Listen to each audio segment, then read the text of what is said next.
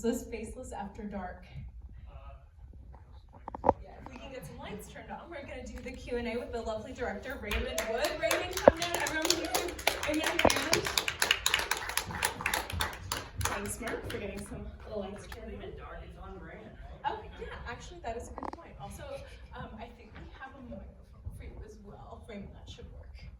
Hi, everyone. What did everyone think of the film? What you guys think of that? A little different than what you've been watching, I think. Yeah, but we love it. Hi, everybody. Welcome to, well, you just saw Faceless After Dark. I'm Alexis Dembogendi. I am the Associate Live Features Film Programmer here at Boston Sci-Fi Film Fest. Like I said, this is the lovely Raymond Wood, the director of this fine feature. So we're gonna do a little Q&A. Some lights would be great, and then we'll get moving on it. I feel a lot safer when it's dark. Yeah. In case Jenna gonna pop from behind the seats. Yes. So we can definitely start with a little spooky. We can get some lights going. Pull my notes out. All right, guys. So here we go.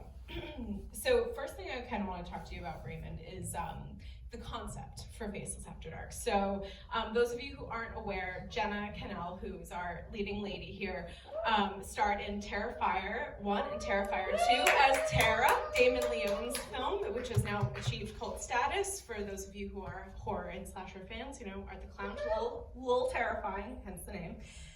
So obviously Jenna starred in Terrifier, and you know that has a massive following. So I'm curious, you know, did it influence you and Jenna, you know, as the director and Jenna who co-wrote the script? Highly, yeah. Yes. I mean, you can probably tell. I mean, we try to make sure we're not like throwing big stones at the Terrifier bus or anything. But yeah, you can tell. Basically, the nucleus of it all was I had this business partner of mine. I'd made a couple of films and I was trying to figure out something new and different to do.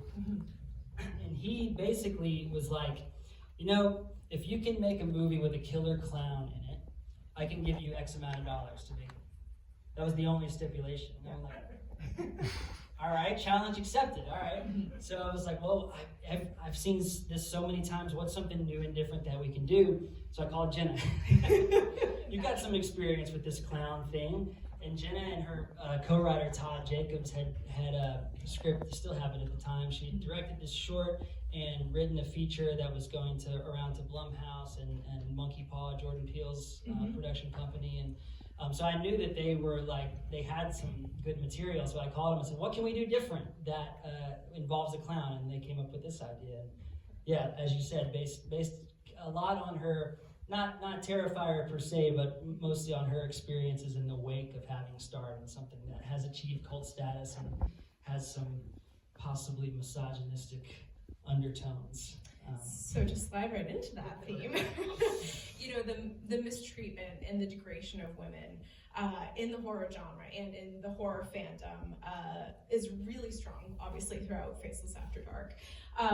You know, Bowie's unhinged fantasy turned reality of, you know, slaughtering those who say really horrible things to her, I think are kind of, you know, I don't want to speak for all women, but, you know, a lot of us have received comments like that or akin to that, and it's something that we're like, oh, wouldn't I just like to, you know, pop him? Not really, but, you know, we've thought about it.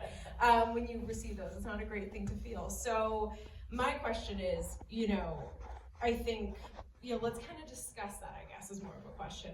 You know, why is it important to kind of bring that to light, to discuss this? Because I feel like it's not often talked about, you know, the treatment that women are faced, you know, like you said, in the wake of Terrifier or any, you know, horror film, or even just women who like horror movies. Sometimes, you know, they get some really horrible things said to them. You know, what made you guys really feel that, you know, that it was an important thing to discuss in Faceless After Dark? Well, you know, the messages that you see, all the stuff that you see on screen that we cut to, that's real stuff. Like, that is stuff that people have actually sent to her. Like, we didn't make any of that shit up. That's real. There's a couple of dick pics that pop up for a second. Those are real.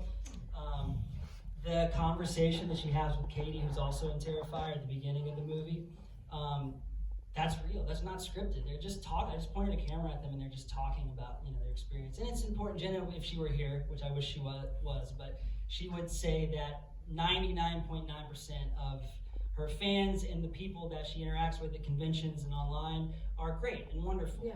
And horror is this sort of like haven for people who are maybe marginalized, neurodivergent. So it's a really nice place to come and feel like you belong to something. But then with anything, with increased exposure, there's also bad apples, and that's kind of what we're talking about in this, the kind of the dark side of fandom.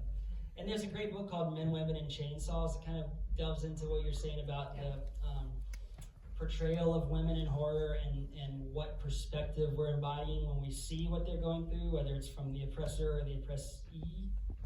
And this is a case where we just hadn't seen a lot of stuff where someone was able to actually take agency in a way, all the way up until her capture at the end. Everything is being done on her terms for a character who, for the whole first act, is just kind of having to deal with everyone else making decisions that affect her and not being able to have any autonomy. It's all about, I'm just going to have autonomy. Even if it means going down swinging, then I'm gonna do this on my own terms.